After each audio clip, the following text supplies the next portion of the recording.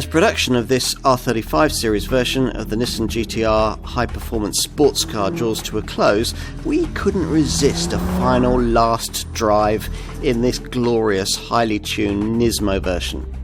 Here you get a real feeling for just how far Nissan has evolved this design since we first saw it way back in 2007. It remains a supercar for the PlayStation generation, but it's still astonishingly accessible and frighteningly quick.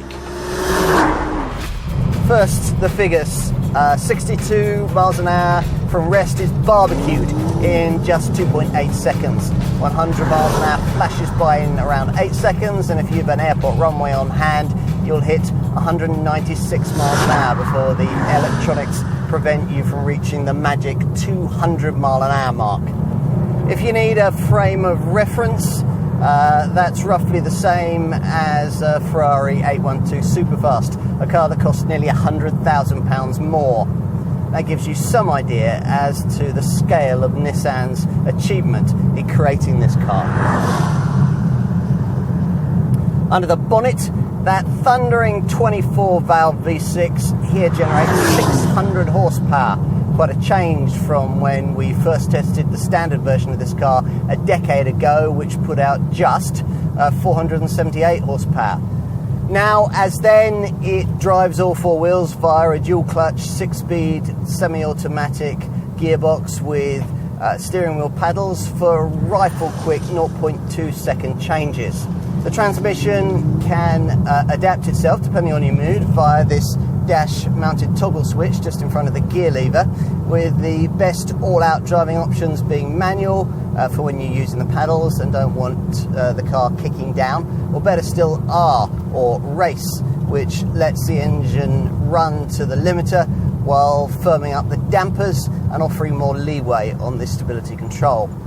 If you leave it B, the transmission sends 97% of its power to the rear wheels, but within just a tenth of a second, all that can change up to 30% of torque heading frontwards if you're cornering vigorously, so that there's exactly the right amount remaining to light up the rear wheels and slingshot you forward to the next bend.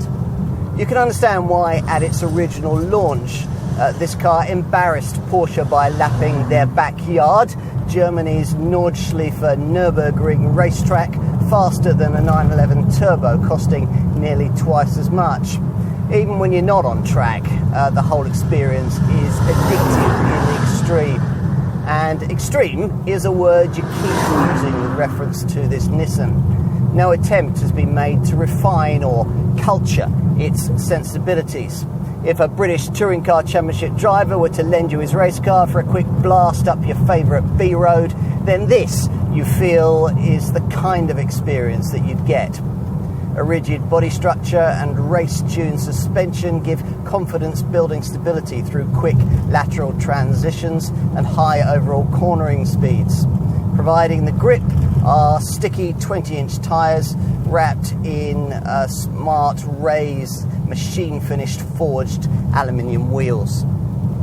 Apart from this Nismo version's extra power in its latest form, and this will be its last form, it features some subtle tweaks, like bespoke Dunlop front tyres and turbochargers taken from the GT3 race car with fewer, thinner vanes.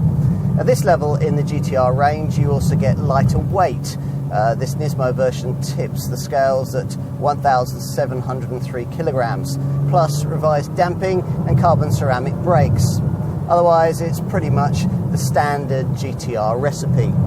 Sony were involved with this Nissan's original development, but at least the steering isn't games console-like. It's quick-witted and communicative, which is useful on tight twisties when you're away from this Nissan's natural habitat of fast-flowing roads. The Brembo brakes are suitably awesome too, stopping this still rather heavy hot rod in just 40.9 metres from 70 miles an hour. In recent years, Nissan has added a special brake booster, which increases the initial braking response by engaging with less pedal stroke, resulting in enhanced stopping power and feel. The ride isn't actually as stiff as I was expecting, and you can tailor its tautness via this dash-mounted switch. There's another button to alter stability and traction settings too. You'd be well advised though to decide on your various drive selections before really starting to flex your right foot, because once you do, your eyes are going to need to be glued on the road ahead if you're to stay out of the hedge and or on the right side of your local magistrate, and that's in the dry.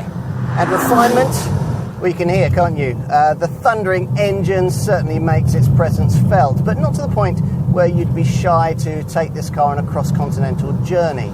But that would be a waste of its talents. It's a supercar accessible to almost anyone, yet rewarding enough for the most demanding enthusiast. It's still an astonishing achievement.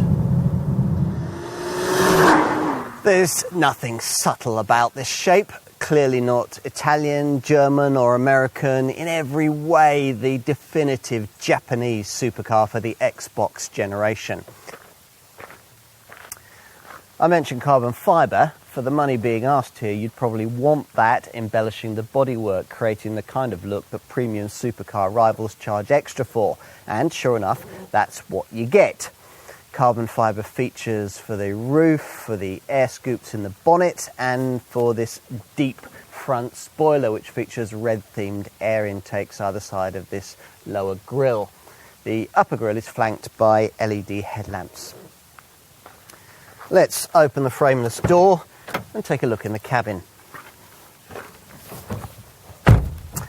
Inside, as you'd expect, there's a very driver-orientated environment, and there's more carbon fibre around the centre console and even in the instrument binnacle, where the big rev counter dominates, the conventional dial layout near to speedometer rather gloriously calibrated up to 220 miles an hour.